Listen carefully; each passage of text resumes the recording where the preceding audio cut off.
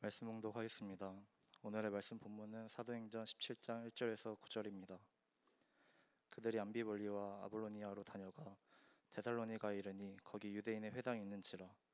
바울이 자기의 관례대로 그들에게로 돌아가서 새 안식일에 성경을 가지고 강론하며 뜻을 풀어 그리스도가 해를 받고 죽은 자 가운데서 다시 살아나야 할 것을 증언하고 이르되, 내가 너희에게 전하는 이 예수가 곧 그리스도라 하니, 그 중에 어떤 사람 곧 경건한 헬라인의 큰 무리와 적지 않은 기부인도 권함을 받고 바울과 신라를 따르나, 그러나 유대인들은 시기하여 저자의 어떤 불량한 사람들을 데리고 때를 지어 성을 소동하게 하여 야손의 집에 침입하여 그들을 백성에게 끌어내려고 찾았으나 발견하지 못하매 야손과 몇 형제들을 끌고 읍장들 앞에 가서 소리질러 이르되, 천하를 어지럽게 하던 이 사람들이 여기도 이르매 야손이 그들을 맞아 들였도다.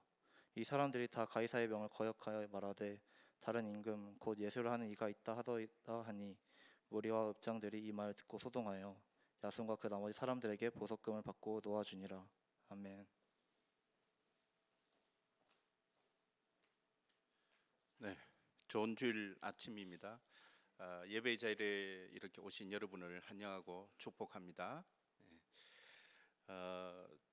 지난 한 주간 상당히 많은 이슈들이 한국 사회에 일어나고 있는 것을 보면서 상당히 마음이 무겁고 안타깝고, 참으로 이 병든 사회에 이렇게 정말 청년 세대도 힘든 가운데도 있는데, 또 우리의 병든 사회의 이 모습들을 우리가 직면하면서 무엇보다도 이 시기에 모든 그리스도인들이, 또 한국의 교회들이 또 어떻게 우리나라를 위해서, 우리의 사회를 위해서, 그리고 병든 자들을 위해서 우리가 어떻게 기도하고 또 우리가 치유하면서 정말 건강한 영적 공동체, 건강한 하나님의 나라에 정말 이 대한민국이 될 수 있도록 기도하는 이 8월이 되어야 되지 않을까, 그런 생각들을 하고 또 그런 기도들을 하고 있습니다.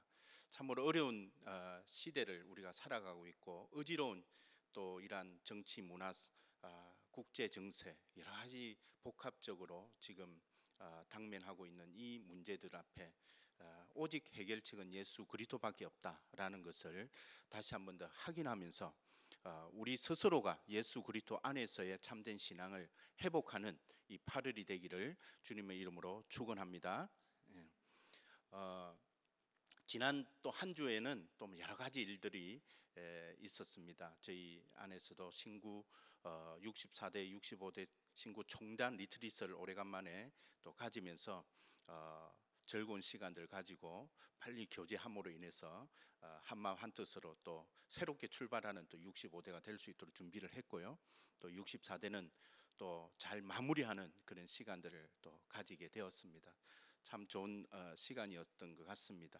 근데 지난 우리가 여름 수련회부터 시작해서 지금까지 쉼없이 달려오고 있는 우리 모두의 모습이 아닌가 생각이 듭니다. 또 지난주는 또 엘사바드로 A6 팀이 또 귀국을 하였고, 대부분의 또 이스라엘 팀도 귀국을 하면서 또 모든 단기 선교 팀들이 다 귀국을 하고, 또 이번 주나 또 지난주 또 개인 휴가 또는 교회 수련회 또 여러 모양으로 또 여러분이 참여하고 있는 걸 줄 알고 있습니다. 또 우리가 다음 주 또 다다음 주 이렇게 되면 또 순캠프나 여러 모양으로 이제 2학기 사역을 준비하는 기간으로 또 저희들이 접어들고, 곧 9월에 새 학기를 또 맞이하는 그런 시점에 우리가 이르게 됩니다. 참으로 인생이 이렇게 쉼없이 달려가고 있는데, 그 와중에서도 저에게 가장 힘이 되었고 위로가 되었던 시간들은 신약 성경 통독 챌린지에 참여하는 시간들이었습니다. 특히 드라마 바이블 드라마입니까? 그걸 틀고 이렇게 묵상을 하다 보니까 정말 드라마를 한 장면을 보는 그런 느낌으로 매일매일 그 다음 날의 드라마가 기대하는 그런 마음으로 이 통독을 하니까 아주 즐거웠고 시간이 금방 흘러가는 그런 느낌이 들었습니다. 여러분도 이번 8월 한 달 신약 성경 통독 챌린지에 모두가 다 참여하는 그런 시간들이 되었으면 좋겠습니다. 오늘 이 말씀은 마게도냐의 한상을 보고 성령의 이끌림을 받아서 마게도냐로 이렇게 건너온 바울의 일행이 빌립보에서 교회를 이제 개척을 하게 되죠. 사도행전 16장에서는. 그래서 빌립보는 마게도냐의 첫 성이고 로마의 식민지로 성경에서 소개되고 있습니다. 안식일 기도처를 찾아 나선 바울은 자색 옷감 장사로 하나님을 섬기는 바로 루디아라는 여자를 만납니다. 주님의 역사하심으로 그 여인의 마음이 열리고 루디아는 바울을 따르게 되죠. 그 이후에 그의 집이 다 세례를 받고 그곳에서 바울 일행이 머물면서 말씀을 전하게 됩니다. 바로 그곳에서 빌립보 교회가 세워지게 되었습니다. 비록 바울과 실라가 감옥에 갇히는 고난을 당하지만 성령의 역사하심으로 풀려나게 되고 빌립보를 떠나게 됩니다. 바로 그 이어서 이제 17장의 오늘의 본문 이야기는 이러합니다. 그래서 바울의 일행들이 이제 암미볼리와 아볼로니아로 그쳐서 데살로니가에 이렇게 이르게 되었습니다. 바울은 그의 규례대로 갈래대로 유대인의 해당에 들어가서 새 안식일 동안, 즉 약 3주간의 시간을 가지고 성경을 가지고 말씀을 전하게 됩니다. 그는 그들에게 성경 본문, 즉 구약 성경의 뜻을 풀어주면서 메시아께서 반드시 죽임을 당하시고 죽은 자들 가운데서 살아나는데 그분이 예수님이라고 소개하고 깨닫게 합니다. 바울이 전한 복음으로 어떻습니까? 경건한 헬라인의 큰 무리와 적지 않는 기부인들이 바울과 실라를 따르게 되면서 마게도냐의 두 번째 교회가 세워지게 되는데 바로 데살로니가 교회입니다. 그러나 이 지역에서도 복음 전파는 순탄하지 못했습니다. 바울 일행의 복음 사역을 시기한 유대인들이 시장에 불량배들을 데리고 성을 소동케 합니다. 그들은 바울과 실라를 찾다가 발견하지 못하고 야손과 몇 형제들을 반역죄로 잡아들이게 됩니다. 일부 무리와 업장들이 이 소식을 듣고 보석금을 받고 놓아주게 됩니다. 그리고 밤에 형제들이 바울과 실라를 베레아로 보내게 되는 내용으로 오늘 본문의 내용은 마무리됩니다. 그래서 이러한 바울이 각 도시를 방문하면서 전도하는 이 선교 여행에서 우리는 세 가지 중요한 선교적 원리를 발견하게 됩니다. 그 선교적 원리를 통해서 오늘 우리는 어떤 변화된 주님의 제자로 들어져야 할지 함께 살펴보는 시간이 되기를 바랍니다. 그 첫 번째는 복음을 전하는 방식입니다. 바울은 이방인에게 복음을 전하는 사명을 가지고 선교 여행을 떠났지만 그의 첫 번째 관심은 유대인의 해당을 무대로 복음을 전하는 방식을 선호했습니다. 사도행전 17장 2절에 바울이 자기의 갈래대로 안식일에 유대인의 해당에 들어가 말씀을 전했다고 말합니다. 그리고 사도행전 16장 3절에도 안식일에 기도처를 찾아 말씀을 전하는 장면이 나옵니다.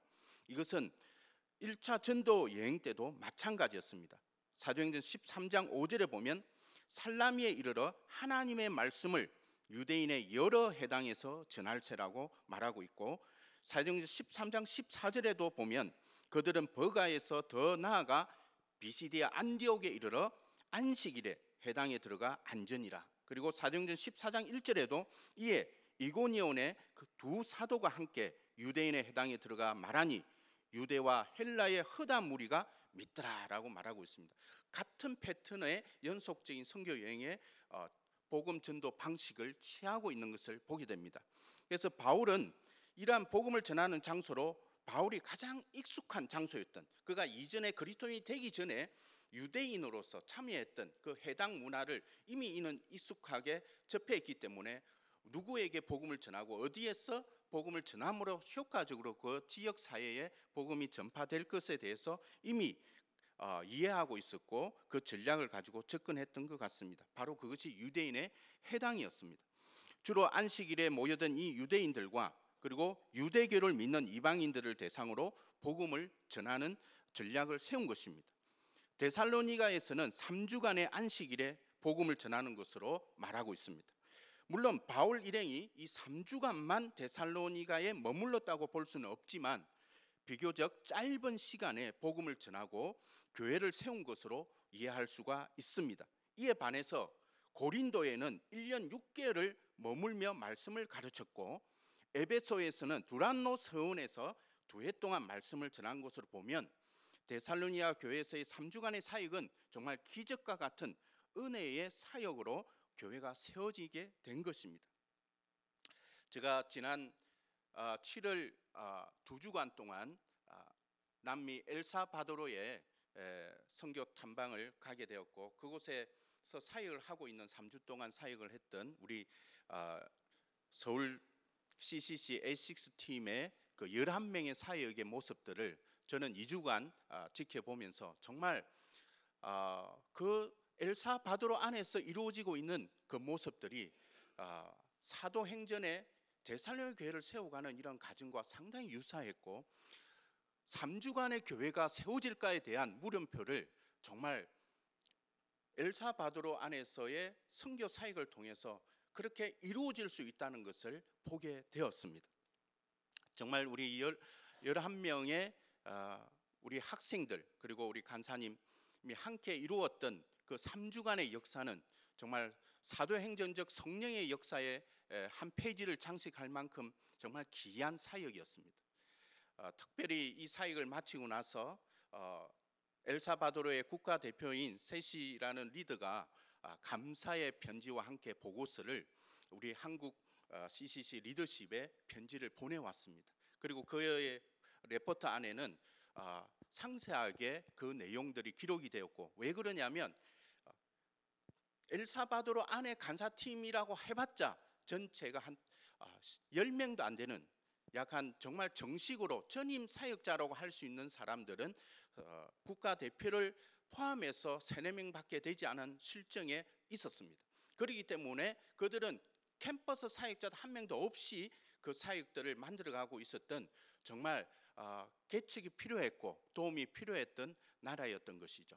그런데 그들은 이전에도 경험하지 못했던 성령의 크신 부흥 인도하심과 성령의 함께 하심으로 인해서 부흥의 그 내용들을 직접 경험하면서 너무나 기뻐했던 그 모습들이 눈에 선합니다. 모두가 함께 우리 11명의 A6 팀과 함께 참여했고 노력을 했던 것입니다. 그 결과 281명이라는 학생들에게 복음이 전해지고요. 238명이라는 학생들이 그 복음을 듣고 영접을 하게 됩니다.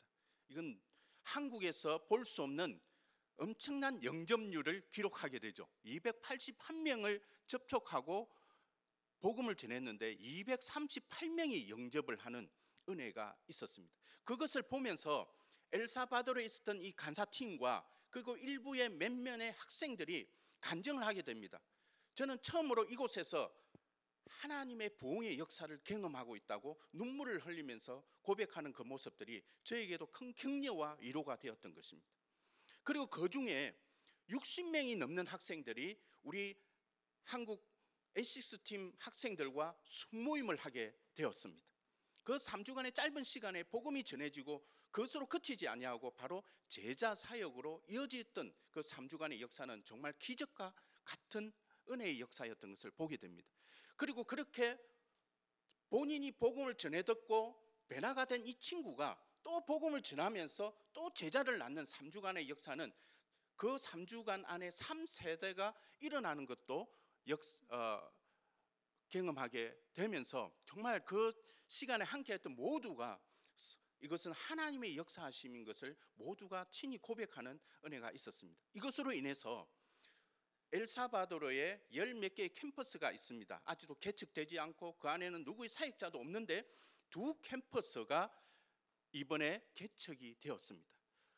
2 캠퍼스가 개척되는 것만 아니라 이번 3주간의 시간을 통해서 각각 캠퍼스 모임이 2주간에 걸쳐서 진행이 되었는데 그 캠퍼스 모임에 40명이 넘는 학생들이 각각 캠퍼스에 참여하는 그 은혜의 역사도 경험을 하면서 그 자리에서 엘사바도르에 있던 간사팀이 부족했잖아요. 특히 캠퍼스 사역자들이 부족했는데 거기에 몸담고 있었던 자원봉사자들이 있었습니다. 이들이 결단을 하게 됩니다. 그리고 4명의 사람이 본인들이 전임 사역자로 참여하겠다고 결단하는 그런 시간을 갖게 되었습니다. 특히 2명은 그 중에 2명은 직장을 다니는 친구들이었습니다. 그런데 직장을 다니다가 정말 개척 사역에 한국에서 온 학생들과 간사님들이 있다는 소식을 듣고 무엇보다 먼저 그 시간을 내려놓고 와서 도움으로 인해 가지고 돕는 그 과정 속에서 결단을 하게 됩니다. 자기가 직장을 그만두고 이제 캠퍼스 사역자로 조인을 하겠다고 결단하는 그런 역사가 있었던 것이죠. 그 또 한 명은 누구냐면 그의 여자친구였습니다.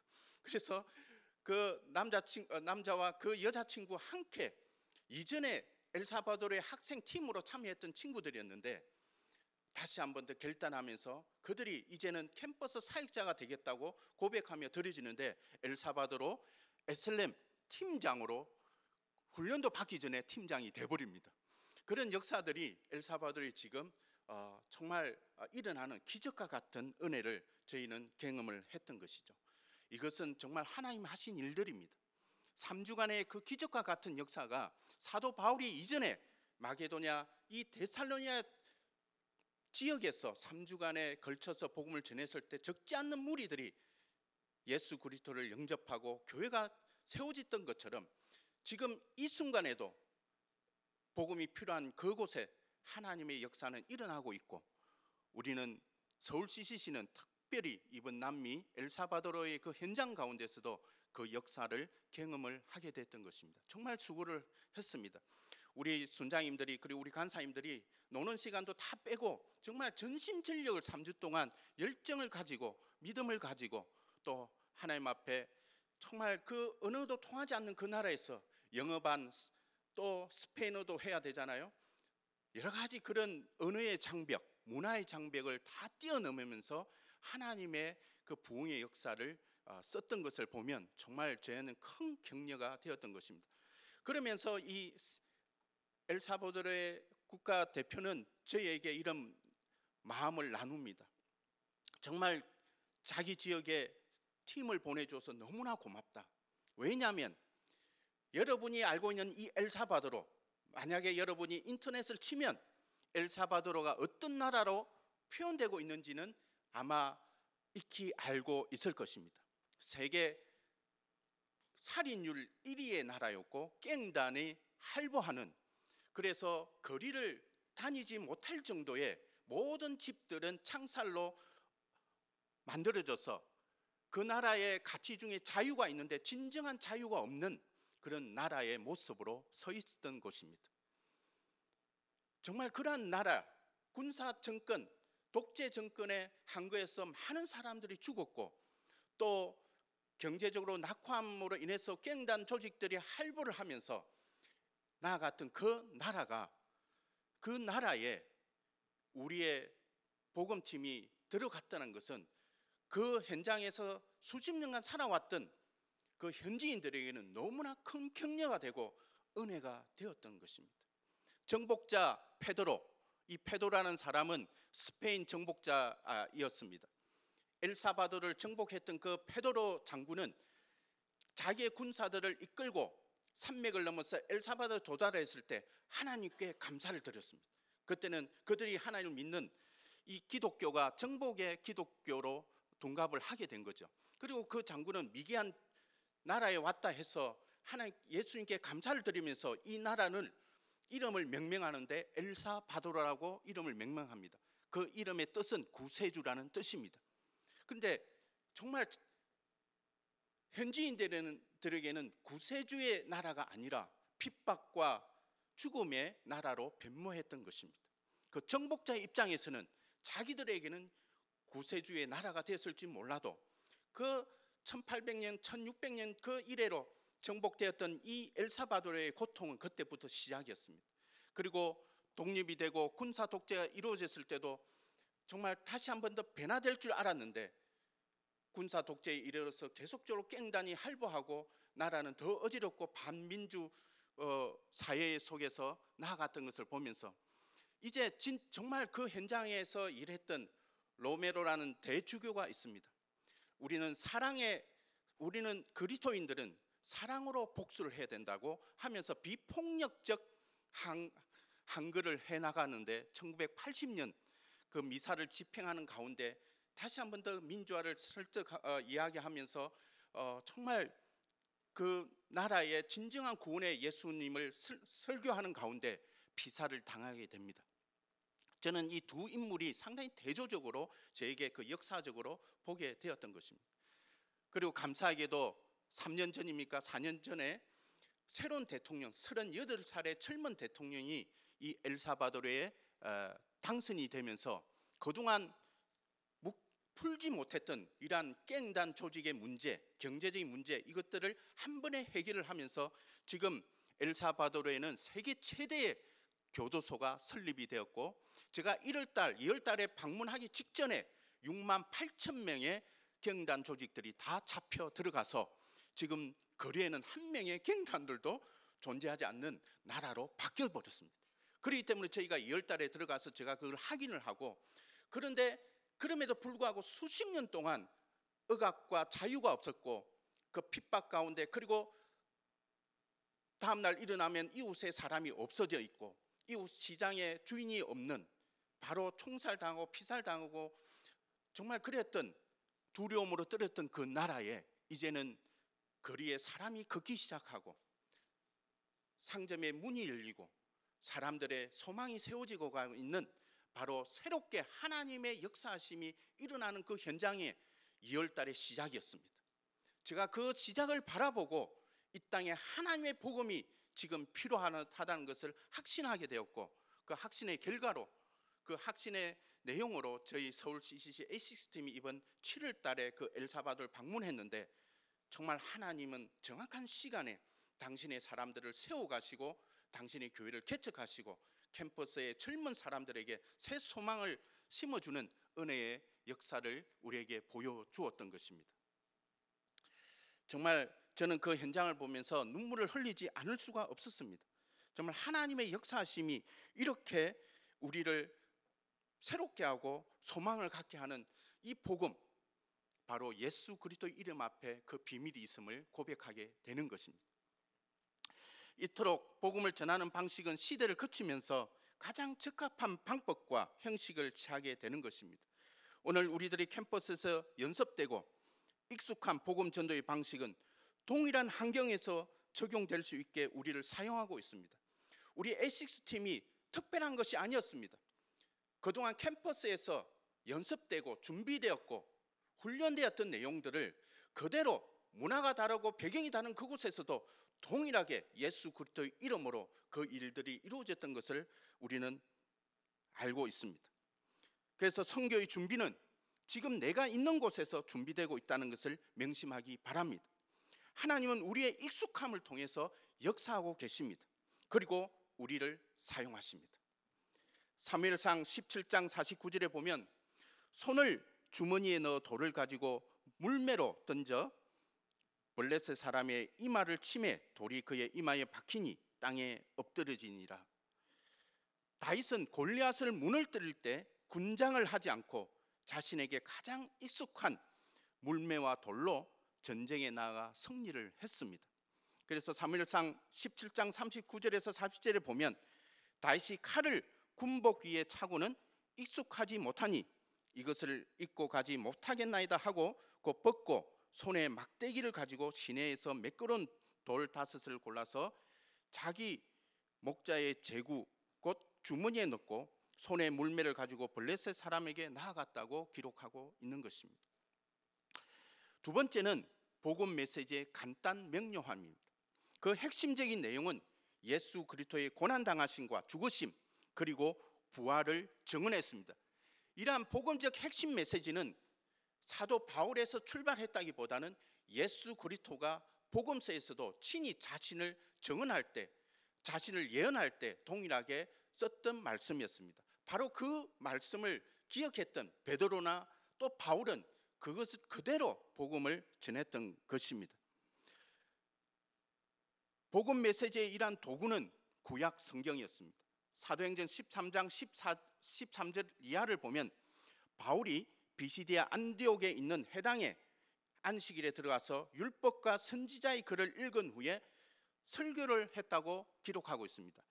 율법과 선지자의 글이 무엇입니까? 바로 구약 성경을 이야기하고 있습니다. 그래서 이스라엘 사람들과 및 하나님을 경외하는 사람들아 들으라 하면서 설교를 하면서 선포적 메시지를 전합니다.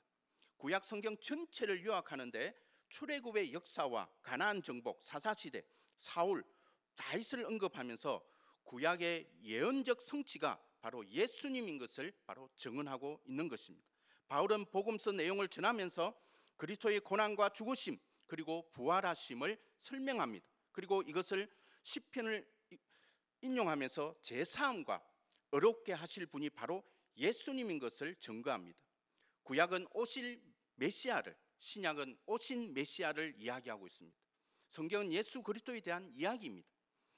에디오피아 내시 즉 에디오피아 여왕 간다게의 모든 국고를 맡은 관리인 내시가 예배하러 예루살렘에 왔다가 돌아가는 길에 선지자 이사야의 글을 읽고 있었는데 성령이 빌립을 이끌어서 그 내시에게 달려가게 합니다.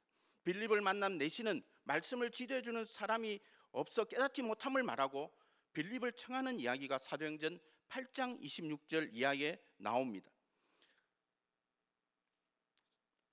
그가 도살자에게로 가는 양과 같이 끌려갔고 털 깎는 자 앞에 있는 어린 양이 조용함과 같이 그의 입을 열지 아니하였도다.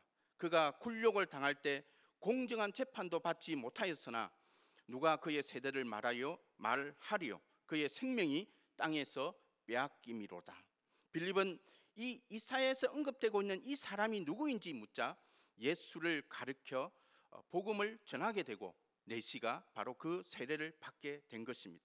그러면서 시편 16장 10절에 이는 주께서 내 영혼을 서울에 버리지 아니하시며 주의 거룩한 자를 멸망시키지 아니하실 것임이라고 고백하는 이 시편 말씀을 인용하면서 바울은 다윗은 당시에 하나님의 뜻을 따라 섬기다가 잠들어 그 조상들과 함께 묻혀 썩음을 당하였으되 하나님께서 살리신 이는 썩음을 당하시지 아니하였으니 그러므로 형제들아 너희가 알 것은 이 사람을 힘입어 제 사함을 너희에게 전하는 이것임이라고 예수 그리스도의 그 부활과 그 능력의 메시지를 전한 것입니다. 어떻습니까? 여러분은 이 복음을 전할 수 있는 어떤 핵심적 메시지를 가지고 있습니까? 정말 CCC에는 그 핵심적 메시지를 가장 간략하게 우리에게 전수하고 있습니다. 저도 학생 때 그것을 배웠고 여러분도 지금 배워가고 있습니다. 바로 사형리라는 도구입니다. 더포라는 도구입니다. 5분 안에 가장 핵심적인 메시지가 전수되고 전파되고 정언되는 것을 우리는 그동안 경험하고 있습니다. 올 엘사바도르에서도 동일하게 복음 메시지는 사형리나 더포로 통해 가지고 복음이 증거되어지고 그것을 들은 자들이 5분 만에 10분 만에 변화가 일어나는 그 역사를 우리는 보게 된 것입니다. 저 또한 그 사형리를 통해 가지고 몇 분인지는 모르겠습니다. 듣는 순간 변화가 되었던 것을 경험했습니다.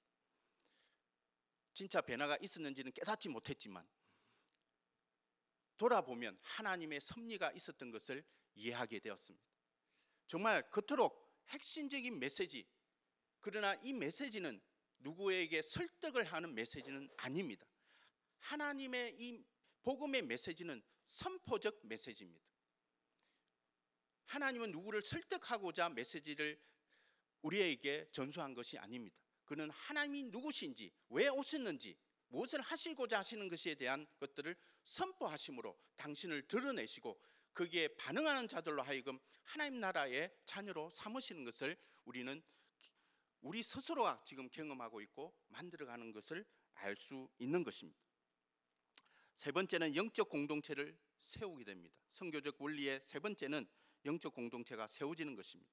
바울은 단지 복음을 전하는 것으로 그치지 않고 방문한 모든 도시에서 영적 공동체, 즉 교회를 세웁니다. 교회의 출발은 복음을 받아들인 성도의 가정을 중심으로 만들어지는데 초대교회의 행태는 주로 가정교회에서 시작되고 있습니다.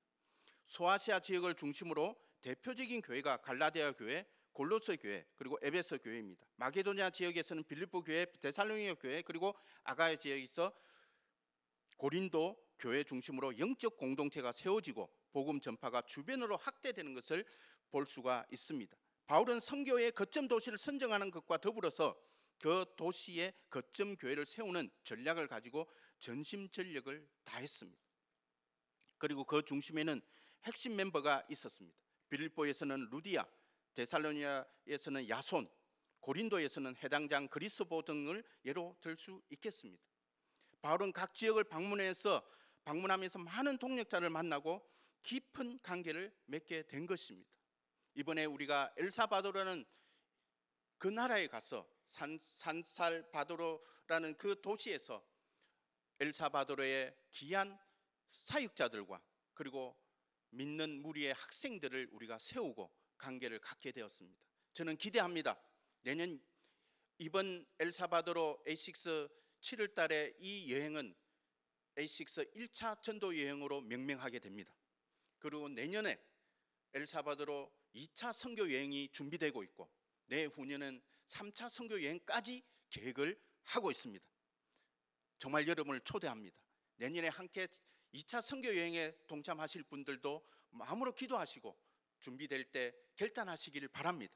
그리고 2025년 3차 전도 여행으로 그 선교 여행을 정말 완성하고자 하는 그 계획을 이미 그 로드맵을 다 짜고 있고 준비되어 있습니다. 저도 매년 그곳을 방문하면서 A16팀과 함께 그 역사의 부흥의 내용들을 경험하기를 기대하고 있습니다. 바울은 그가 많은 사람들을 전도하고 제자로 세우면서 함께 동력자로 삼으면서 위로를 받았습니다. 사도행전에서 특히 성경에서 보면 그 대표적인 인물이 우리가 잘 아는 실라나 디모데나 이런 인물들도 있지만 복음을 전하는 중에 가장 대표적인 인물로는 에바브로입니다. 골로새서 4장 12절에 그리스도 예수의 종인 너희에게서 온 에바브로가 너희에게 문안하느니라. 그가 항상 너희를 위하여 애써 기도하며 너희로 하나님의 모든 뜻 가운데서 완전하고 확신 있게 서기를 구하나니. 이 에바브로가 누구입니까? 에베소서에서 바울의 설교를 듣고 그리스도인이 된 아시아 사람입니다. 그리고 그는 골로새 교회, 라오디게아 교회, 그리고 히에라볼리 교회를 세운 전도자가 되었던 것입니다. 바울에게서 기도를 배우고 진리를 배우고 바울의 사랑을 배운 진실되고 신실한 그리고 사랑받는 제자로 성장한 동력자인 것입니다. 바울이 그의 서신서에서 그리스도 예수의 정으로 언급하는 제자는 이 디모데 그리고 에바브로 그리고 바울 자신의 세 명에 국한하고 있는 것입니다. 그래서 에바브로는 바울의 열정, 바울의 관심, 바울의 지향점에 동일한 색깔을 가지고 주님 안에서 담고 있는 바울의 교회를 향한 모든 신념과 철학들이 온전하게 전수되어 목회자로, 전도자로, 제자로 함께하고 있는 것입니다. 오늘 우리가 신고 있는 정말 국제 CCC 안에 가장 같은 이 DNA 그리고 사역의 문화 그리고 언어가 비단 한국에서만 국한되고 있는 것이 아니라 이러한 영역들이 미국과 또 남미와 아프리카와 그리고 이 아시아에 동일하게 190국에 넘는 이 공동체에 함께 쓰여지고 있다는 것은 놀라운 하나님의 역사인 것입니다. 그러기에 정말 우리에게 하나님은 최적합한 선교의 전략을 가지고 선교의 방식을 가지고 선교의 내용을 가지고 우리를 사용하고 계시고 만들어가고 있습니다. 오늘 우리의 캠퍼스 복음화 그리고 민족 복음화, 세계 복음화에 바로 하나님이 CCC를 통해서 역사하시는 이 전략은 정말 크신 은혜이고 우리로 하여금 그것을 능히 감당할 수 있는 전략으로 담고 있다는 것에 큰 격려가 되고 있는 것입니다. 여러분은 어떤 영적 공동체에 참여하고 있습니까? 어떤 영적 공동체를 세우는 일에 헌신하고 있습니까? 여러분이 세우는 그 영적 공동체에 여러분의 위로가 되고 힘이 되는 사람들은 누구입니까? 바울의 선교 여행에서 우리는 이러한 세 가지 선교적 원리들을 배우게 됩니다. 복음을 전하는 방식에서 우리는 어떤 익숙함으로 접근할 것인가? 나에게는 예수 그리스도를 전하는 간단 명료화된 어떤 메시지가 준비가 되어 있는가? 이러한 복음 전도 사역을 통해서 우리 모두가 선교적 영적 공동체를 세우는 일에 헌신하고 영적 유산을 이어받을 동력자나 제자들 세우는 일에 전심전력을 다하는 이번 가을 학기가 되어야 될 줄 믿습니다. 이렇게 세워진 데살로니가 교회는 한 가지 특징을 가진 변화된 교회로 바울의 인정을 받게 됩니다. 데살로니가전서 1장 2절에서 10절에 그 내용이 아주 상세하게 기록되어 있습니다. 바로 사도들과 주님을 본받는 교회가 되었다는 것입니다. 데살로니가 교회 성도들의 신앙은 믿음의 역사와 사랑의 수고와 우리 주 예수 그리스도에 대한 소망의 인내를 다하는 성격을 지니고 있습니다. 믿음, 사랑, 인내의 그리스도인의 이 특성이 삶으로 동화된 행위적 모습으로 표현되고 있는 것입니다. 그래서 믿음을 사역으로, 사랑을 수고로, 그리고 소망을 인내로 활동시킨 모습을 보게 된 것입니다. 이 믿음과 사랑 그리고 인내는 예수 그리스도와 관계적 깊이를 더하는 성격의 내용들입니다. 바울은 그가 전한 복음의 결과물로 성도의 인격이 그리스도인이 갖춰야 할 삼면의 인격으로 성장되었다는 것에 감사를 돌리고 있는 것입니다. 바울은 이러한 변화를 이렇게 말하고 있습니다. 데살로니가전서 1장 5절에 이런 우리 복음이 너에게 말로만 이런 것이 아니라 또한 능력과 성령과 큰 확신으로 된 것입니다. 정말 그랬습니다. 이번 엘사바도르에서 복음을 전해 듣고 순모임에 함께 했던, 그리고 캠퍼스 모임까지 참여했던 많은 학생들은 진실된 친구들이었고 정직한 친구들이었고 신실한 하나님의 제자로 성장하는 자들이 되었습니다. 그들도 우리는 그들의 환경 속에서 자라지 못했기 때문에 비교적 저희는 자유스럽게 거리를 돌아다닐 수 있었지만, 지금 범죄자가 없고 깽단이 없는 거리임에도 불구하고 우리가 걸었던 그 낮에 그 거리들은 사람들이 없었습니다. 사실은 사람들이 보이지 않았습니다. 자동차만 보였습니다. 낡은 자동차부터 새 자동차만 도로를 점령하고 있었지 누구 하나 거리를 걸어 다니고자 하는 그런 모습들을 많이 보이지는 못했습니다. 아직도 그 나라는 억압과 자유하지 못하는, 그리고 그러한 두려움 속에 있었던 나라였습니다.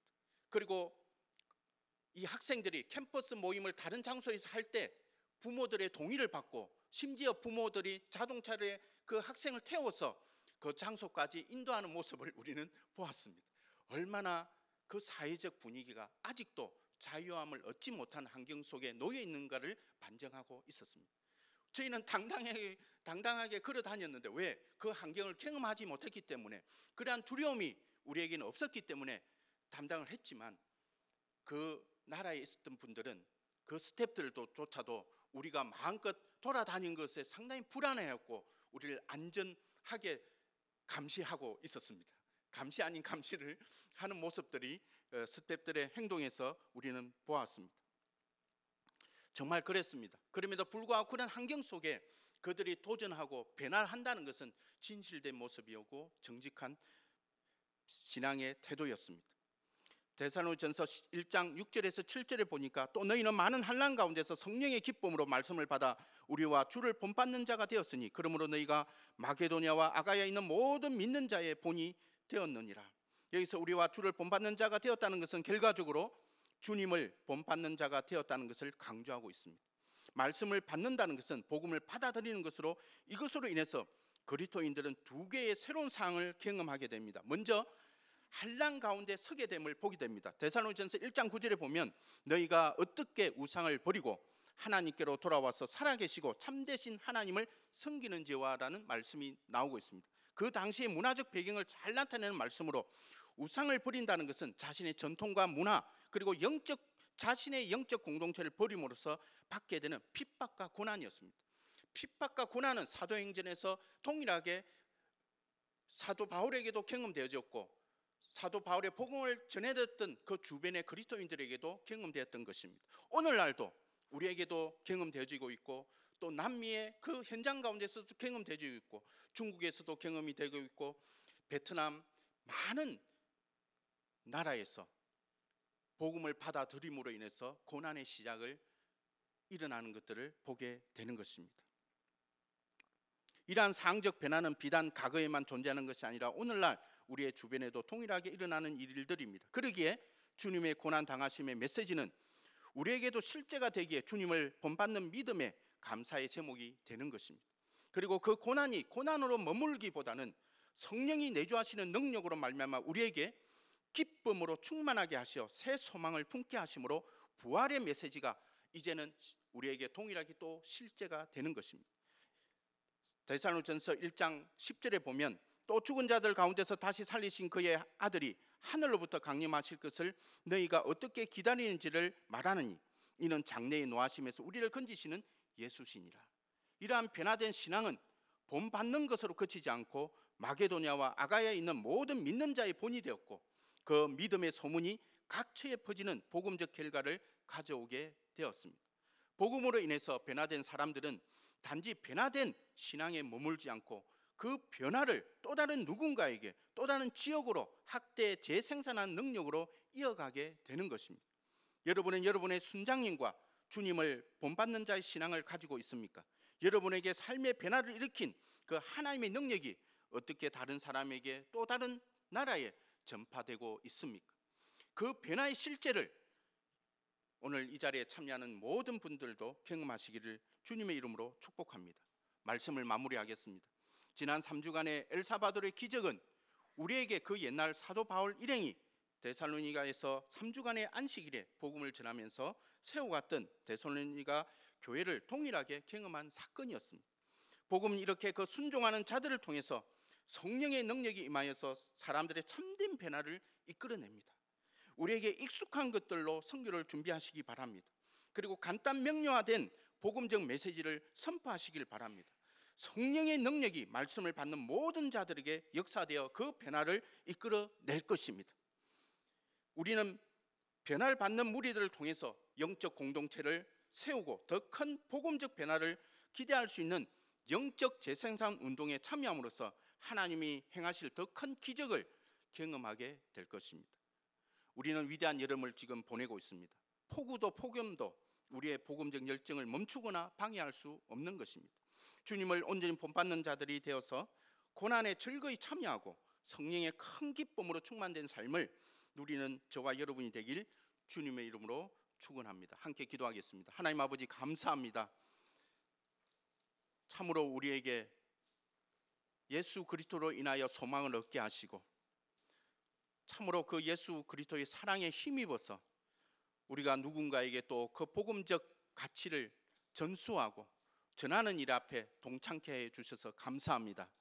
지난 3주간의 엘사바도르의 사역과 또 세계 곳곳에서 단선으로 참여했던 모든 우리 순장과 순원들 정말 그 헌신에 주님 감사를 드리고 그 열매를 또 기억하여 주시고 참으로 복음이 전파된 곳곳마다 변화가 일어나고 주님을 본받는 무리들이 일어나며 영적 공동체인 교회가 세워지는 것을 또 보게 하여 주옵소서. 서울 CCC가 앞으로 더 큰 하나님의 그 일하심에 동참하고 정말 복음의 동력자들 세워나가며 캠퍼스 복음화와 민족 복음화와 세계 복음화를 위해서 헌신하는 큰 공동체가 될 수 있도록 축복하여 주옵소서. 감사하며 우리 주 예수 그리스도 이름으로 기도드립니다.